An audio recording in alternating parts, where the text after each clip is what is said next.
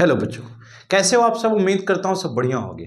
जैसा कि आप देख रहे हैं बोर्ड पर केमिस्ट्री प्रैक्टिकल एग्जामिनेशन 043 आपका कोड है। क्लास 12th की हम बातचीत कर रहे हैं।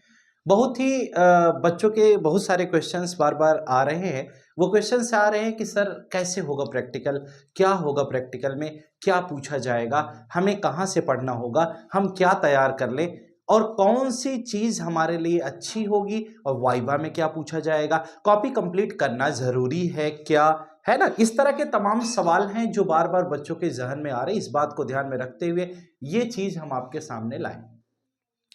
सबसे पहला सवाल है कि केमिस्ट्री प्रैक्टिकल एग्जामिनेशन जो आपके यहाँ होगा बेटा वो 30 मार्क्स का होगा। ये सबको जानकारी होनी चाहिए। क्लास 12th के सभी बच्चे इस बात को ध्यान दें कि आपके यहाँ जो प्रैक्टिकल एग्जाम हो रहा है वो 30 मार्क्स का हो रहा है। उस 30 मार्क्स में 3 तरह की एनालिसिस आपकी होगी, जिसमें हम आपको तीनों तरह की एनालिसिस को डिटेल में बताते हैं। ठीक है, उसके साथ साथ आपको क्या क्या काम करना होगा, आपका सिलेबस क्या है, आपको क्या पढ़ाई करनी है, प्रैक्टिकल के लिए आपको तैयारी कैसे करनी है, ये सारी चीजें हम थोड़ी सी आज आपके सामने रखेंगे और आप इसे ध्यान से समझिए। 30 मार्क्स आप आराम से पा जाएंगे। बिल्कुल कोई कंफ्यूजन नहीं होगा, कोई डाउट नहीं होगा। हम आपको हर एक छोटी बड़ी चीज इसमें डिस्कस कर लेंगे कि प्रैक्टिकल एग्जाम में कौन सी चीजें जरूरी हैं, कैसे करना है, कैसे कॉपी लिखनी है, तमाम तरह की बातें हम आज डिस्कस करेंगे।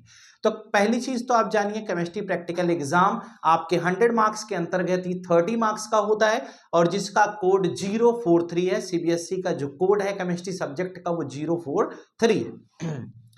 एक सबसे बड़ी बात यह है कि हमें इस प्रैक्टिकल एग्जाम से रिलेटेड, जैसे कि अगर हम बात करते हैं केवल अपने सिलेबस की बात करें तो टोटल हमारे सिलेबस की बात में हमें समझ में आता है कि ये जो केमिस्ट्री सब्जेक्ट है हमारा बेटा, जिसका कोड 043 बताया जा रहा है, इसमें 2 पोर्शन है। 2 पोर्शन में एक थ्योरेटिकल पार्ट है बेटा और एक प्रैक्टिकल पार्ट है।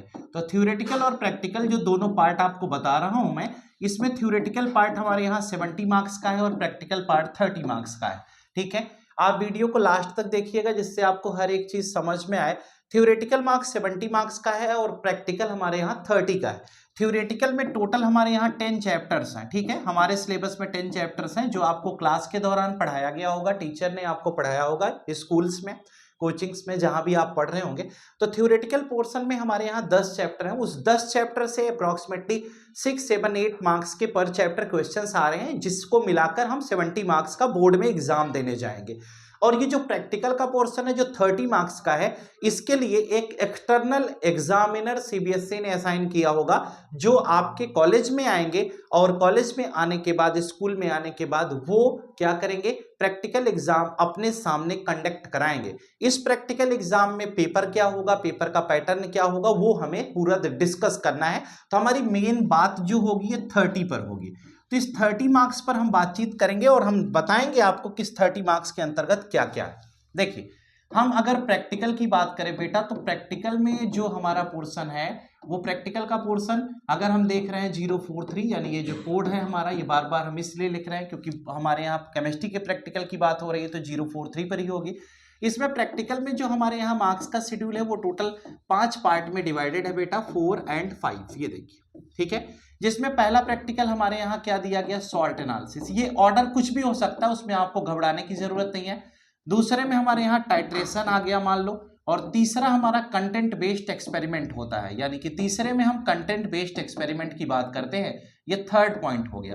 अब बहुत सारे बच्चों को यह समझने में प्रॉब्लम हो जाती है कि ये है क्या सर, कंटेंट बेस्ड तो हमारे यहाँ कुछ अलग से नहीं कराया गया था। मैं आपको बताता हूँ। और उसके बाद अगला पॉइंट आता है हमारा प्रोजेक्ट वर्क का, कि हमारे पास प्रोजेक्ट, हमने इन्वेस्टिगेटरी प्रोजेक्ट आपको बनाने को दिया गया होगा। सर ने आपको बोला होगा कॉलेज में आप अपने टीचर की मदद से ही बनाएं, कुछ अपना दिमाग ना लगाएं, तो मुझे लगता है ज्यादा उचित होगा, क्योंकि अपना दिमाग लगाएंगे तो गलतियां आप कर देंगे और गलतियां करेंगे तो ये मार्क्स आपके लिए बहुत ही ज्यादा फायदेमंद है, क्योंकि ये मार्क्स आप पूरे में पूरे पा जाएं तो आपके लिए ज्यादा बेटर है।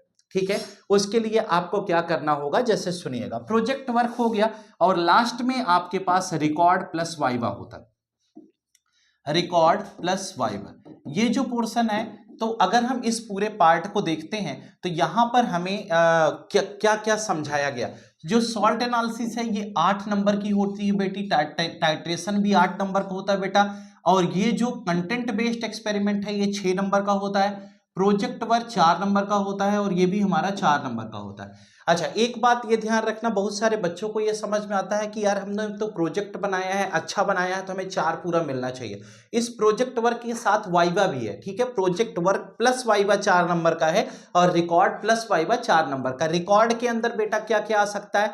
रिकॉर्ड के अंदर जो मेनली है प्रैक्टिकल का, वह है आपकी फाइल, यानी कि जो आपने केमिस्ट्री प्रैक्टिकल फाइल बनाई है वही आपका रिकॉर्ड के अंतर्गत आएगा। लेकिन फिर भी हम आपको सजेस्ट करें कि रिकॉर्ड के अंदर आपकी कॉपी भी आती है, फाइल भी आती है, इसलिए आप कॉपी भी बिल्कुल मेंटेन करके रखिए और फाइल को भी बिल्कुल मेंटेन करके रखिए। तो रिकॉर्ड के अंदर फाइल कॉपी दोनों आ सकती है। बहरहाल जो भी एग्जामिनर्स आते हैं वो जनरली आपकी फाइल चेक करते हैं, तो आप कॉपी अपने पास मेंटेन रखिए कि अगर बाय द वे एग्जामिनर ने आपसे कॉपी मांग ली, कि सर ने मांगा कि हमें कॉपी दिखा दीजिए, तो आप कॉपी भी दिखा सके।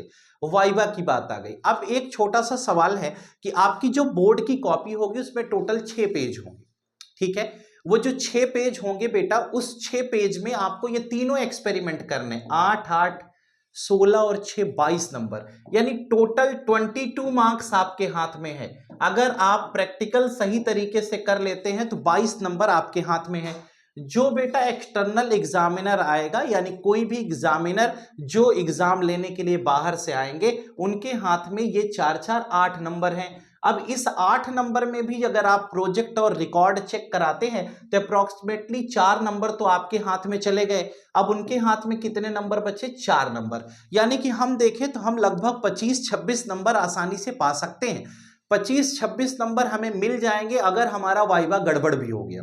ध्यान से सुनना, अगर वाइवा में हम बहुत कम बता पाए या नहीं बता पा रहे हैं तो भी हम देख पा रहे हैं कि 4 नंबर हमारे कट रहे हैं, यानी कि 25 to 26 मार्क्स हम गेन कर पा रहे हैं। अब लफड़ा इस बात का है कि ये जो 8 8 16 और 6 22 नंबर है, इसको हम कैसे प्राप्त करेंगे? देखो बेटा, आपको एक कॉपी मिलेगी लिखने के लिए। जो प्रैक्टिकल एग्जाम होगा उसमें केवल एक कॉपी मिलेगी लिखने के लिए, दूसरी कोई कॉपी नहीं मिलेगी। अगर आपकी कॉपी भर जाती है तो स्कूल अपनी तरफ से बी कॉपी प्रोवाइड कर सकता है, लेकिन वो एग्जामिनर की परमिशन के बाद। लेकिन ध्यान रखें, बी कॉपी की संभावनाएं 0 हैं। आप बी कॉपी के लिए बिल्कुल सोचें नहीं, ठीक है, क्योंकि बोर्ड का नियम है कि जो आपको ए कॉपी प्रोवाइड की जाएगी आप उसी में प्रैक्टिकल को करेंगे, जिसमें 8 8 16 और 6 22 नंबर आपका इंक्लूड हो गया प्रैक्टिकल के लिए।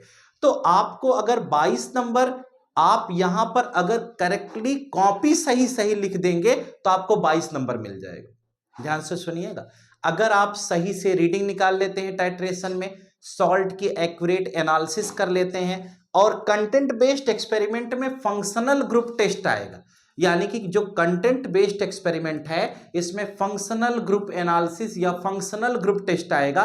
तो जो फंक्शनल ग्रुप टेस्ट होगा वो 6 नंबर का होगा। फंक्शनल ग्रुप में क्या हो सकता है, जैसे जरा गौर करिएगा, फंक्शनल ग्रुप टेस्ट में आपने क्या क्या किया, जैसे अल्कोहल है, फिनॉल है, एल्डिहाइड है, कीटोन है, कार्बोक्सिलिक एसिड है, इस तरह से जो आपने फंक्शनल ग्रुप का टेस्ट ऑर्गेनिक के अंतर्गत किया था उसमें से कोई एक टेस्ट आपको मिल सकता है करने के लिए, तो 6 नंबर का वो हो गया। कोई सॉल्ट दे दिया जाएगा, उसमें कैटायन एनायन यानी एसिडिक और बेसिक रेडिकल टेस्ट करने के लिए आ जाएगा, तो 8 नंबर का वो हो गया। और जो टाइट्रेशन का पोर्शन है उसमें आपने मोहर सॉल्ट और ऑक्सैलिक एसिड का टाइट्रेशन KMnO4 के साथ किया है, उसमें कोई भी एक आ सकता है, वो 8 नंबर का हो गया। अगर 8 8 16 6 22 नंबर आप यहां से पा सकते हो, ये आपके हाथ में है। लेकिन बेटा ये ध्यान रखो, आपको स्कूल कभी भी अगर ये आपके 22 नंबर यानी जो आप कॉपी में लिख रहे हो प्रैक्टिकल के, उसमें अगर आपने कोई गलती कर दी तो आपको ये 22 नंबर आप अपने आप कटवा लेंगे, यानी कोई भी एक प्रैक्टिकल आप गलत लिखेंगे तो 8 नंबर चला जाएगा। इसलिए आपको पूरा फोकस करना है कि आप जो कॉपी में लिखे वो 100% सही लिखें, गलत ना लिखें। इसलिए प्रैक्टिकल को अच्छे से तैयार कर लीजिएगा। इधर आपके पास अगर आपने इन्वेस्टिगेटरी प्रोजेक्ट बना लिया है, अच्छे तरीके से बना लिया है, उसमें एक बार रैंडमली चेक कर लीजिए कि कहीं पर कोई करेक्शन तो नहीं है, सर्टिफिकेट में आपने सारी चीज़ें सही लिखी हैं कि नहीं लिखी हैं, तो वो आप काम कर लीजिए। और फाइल आप बढ़िया तरीके से कवर कर लीजिए। फाइल का जो सर्टिफिकेट वाला पेज है उसमें पूरी जो भी आप रिक्वायरमेंट्स देख रहे हैं उसको फुलफिल कर लीजिए, इंडेक्स कंप्लीट करके चेक करा लीजिए, टीचर की साइन होनी चाहिए, स्कूल स्टैंप लग जाना चाहिए, प्रिंसिपल की सिग्नेचर हो जानी चाहिए। ये बेसिक सी चीज़ें हैं जो आपकी प्रैक्टिकल फाइल और प्रोजेक्ट वर्क दोनों में कंप्लीट होना चाहिए। अब जो बात रही प्रोजेक्ट की, अब एक छोटा सा सवाल आया कि सर प्रोजेक्ट में, बहुत सारे बच्चों का एक छोटा सा सवाल यह है कि प्रोजेक्ट में हम सर किसके बाद क्या पेज लगाए। जैसे केमिस्ट्री प्रोजेक्ट है तो सबसे पहला आपका पेज जो होगा वो इंट्रो वाला पार्ट होगा बेटा, इंट्रोडक्शन, यानी कि जिसमें आप अपना नेम, प्रोजेक्ट किस विषय पर बनाए हो, स्कूल का नाम, जो कुछ भी आपने पहले पेज, जो फर्स्ट पेज होगा, जो टाइप्ड पेज होता है, उसको सबसे पहले ऊपर लगाएंगे। दूसरे नंबर के पेज में सर्टिफिकेट लगेगा। बहुत सारे बच्चे गलती करते हैं, एक्नॉलेजमेंट लगा देते हैं। सेकंड पेज सर्टिफिकेट का होगा, थर्ड पेज एक्नॉलेजमेंट का होगा, फोर्थ पेज प्रीफेस का होगा, फिफ्थ पेज इंडेक्स का होगा। उसके बाद फिर आप कंटेंट लिखिए। जो आप कंटेंट लिखेंगे अप्रोक्सीमेटली 12 to 15 पेज का कंटेंट लिखिए कम से कम। और उसके बाद कंटेंट के बाद लास्ट में बिब्लियोग्राफी और टीचर्स रिमार्क। उससे पहले आप कंक्लूजन भी लिख सकते हैं, यानी कंक्लूजन, बिब्लियोग्राफी, टीचर्स रिमार्क, ये आपके पेज का अरेंजमेंट होना चाहिए प्रोजेक्ट में। तो प्रोजेक्ट आप कैसे बनाओगे, क्या क्या चीजें हैं, वो बात आपको बता दी गई है, इसलिए इसको आप ध्यान रखें। अब एक बहुत बड़ा इशू है कि सर हमें वाइवा में क्या आएगा, यानी कि जो सर बाहर से आएंगे एग्जाम लेने के लिए, वो वाइवा में क्या क्वेश्चंस पूछेंगे, कौन कौन सी चीजें आएंगी वाइवा में सर। तो वाइवा में बेटा ये इसका कोई एक फिक्स दायरा नहीं है। देखो वाइवा आपका जब आप प्रैक्टिकल कर रहे होंगे उस समय भी आपकी लैब में एग्जामिनर विजिट करके आपसे पूछ सकते हैं कि आप कर क्या रहे हैं, एक केस। दूसरी केस ये है कि वाइवा आप जो फाइल में लिखे हैं उससे रिलेटेड भी हो सकता है। तीसरी केस वाइवा जो आप प्रोजेक्ट बनाए हैं उससे रिलेटेड भी हो सकता है कि आपने प्रोजेक्ट में क्या लिखा है। चौथी केस कि अगर एग्जामिनर चाहे तो वो आपसे आपके सिलेबस के किसी चैप्टर से भी क्वेश्चंस पूछ सकते हैं। यानी कि आप अगर इस जनवरी मंथ में एग्जाम दे रहे हैं प्रैक्टिकल का, तो एग्जामिनर को यह मालूम होता है कि आपने अभी तक में अपनी पूरी पढ़ाई अच्छे तरीके से तैयारी कर ली है, इसलिए आप एग्जाम देने आए हैं। तो इसलिए आप बिल्कुल निश्चिंत हो जाएं, घबराएं नहीं, और जो भी एग्जाम आपके पास लगे हुए हैं, प्रैक्टिकल्स की डेट डिसाइडेड है, उस पर आप एग्जाम्स दें और बढ़िया तरीके से आप इसमें कोशिश रखें कि मैक्सिमम मार्क्स गेन कर पाएं। आपका पूरा प्रयास होना चाहिए कि आप ज्यादा से ज्यादा नंबर इसमें ले आए, यानी कि अगर आप जितना ज्यादा नंबर इस प्रैक्टिकल एग्जाम में ले आ पाएंगे, यानी कि अगर 30 आउट ऑफ 30 पा जाते हैं तो अति उत्तम है ना। तो उसके लिए बेटा थोड़ा सा आपको मेहनत करने की जरूरत है, क्योंकि थ्योरी में मार्क्स कम हो जाते हैं, कम आ सकते हैं, इसलिए प्रैक्टिकल में लापरवाही ना करें। अभी भी आपके पास दिसंबर मंथ लास्ट हो रहा है, 2-4 दिन जो भी टाइम है, आप उस समय के अंतर्गत आप अपनी file, project A to Z जो भी चीजें हैं उसे कंप्लीट कर लें, क्योंकि बोर्ड 1 जनवरी से लगाकर 15 जनवरी तक प्रैक्टिकल की डेट होती है। इस बीच में कभी भी आपका प्रैक्टिकल हो सकता है, और मुझे जहां तक उम्मीद है कि 5 जनवरी के बाद से प्रैक्टिकल्स सभी स्कूल्स में होना शुरू हो जाएंगे। रोल नंबर लिस्ट जैसे ही जनरेट होगी बोर्ड से, वैसे ही प्रैक्टिकल एग्जामिनर्स एक दूसरी जगह विजिट करने लगेंगे और आपके प्रैक्टिकल्स स्टार्ट हो जाएंगे। हम जानकारी के लिए आपको एक बात ये भी बता दें कि प्रैक्टिकल स्टार्ट हो जाएंगे और प्रैक्टिकल आपको करना भी होगा बढ़िया तरीके से। इसके लिए एक बार आप पहले ही चाहें तो प्रैक्टिस भी कर लें प्रैक्टिकल की, अपने टीचर से बातचीत करके सारी चीज़ें समझकर एक बार प्रैक्टिकल की प्रैक्टिस भी कर लें, जिससे कि आप बढ़िया तरीके से प्रैक्टिकल को परफॉर्म कर सके। ठीक है, ये हकीकत थी। ठीक है, डरना नहीं है, अगर हकीकत पहले से जान के रखोगे तो बहुत ज्यादा ही अच्छा होगा। ठीक है, कुछ बेसिक से क्वेश्चंस आप अपने टीचर से डिस्कस कर लीजिए। सर लोग तो वैसे भी आपको एग्जाम से पहले हर एक छोटी बड़ी चीज बताते रहते हैं कि क्या होगा प्रैक्टिकल में, कैसे होगा, तो आप उन सभी चीजों को समझिए, अच्छा करेंगे। आप बिल्कुल निश्चिंत होकर के पढ़िए, कहीं से घबराने की कोई जरूरत नहीं है। एग्जाम बहुत करीब है और अब समय मत बर्बाद करिए। एक सबसे जरूरी बात यह है बेटा कि ऑनलाइन जो भी चीजें आप पढ़ रहे हैं, जो भी बार बार रिवीजन कर रहे हैं, बार बार रिवीजन मत करिए। ऑनलाइन में कोई ऐसा लेक्चर मत पढ़िए जो ये बता रहा हो कि हम आपको 1 घंटे में पूरा पढ़ा दें। 1 घंटे में बेटा कतई नहीं हो पाएगा। तुम ये सोचो कि तुम्हें अच्छा करना है, और जो तुम साल भर में नहीं तैयार कर सके बच्चे, वो 1 घंटे में कैसे पॉसिबल हो पाएगा। इसलिए बहुत शॉर्टकट खेलने की कोशिश ना करो, नहीं तो एग्जाम में एग्जामिनर भी शॉर्टकट खेल जाएगा। और बोर्ड में आपको एक एक स्टेप वाइज मार्क्स मिलते हैं, तो थोड़ा सा ध्यान रखिए, थोड़ी सी मेहनत करिए और अच्छा करेंगे, मुझे पूरा भरोसा है। और आपको प्रैक्टिकल से रिलेटेड, प्रोजेक्ट से रिलेटेड कोई भी किसी भी प्रकार का डाउट है तो आप जरूर संपर्क करें द सीक्रेट ऑफ केमिस्ट्री पर। आज के लिए फिलहाल इतना ही। Best of luck. Thank you.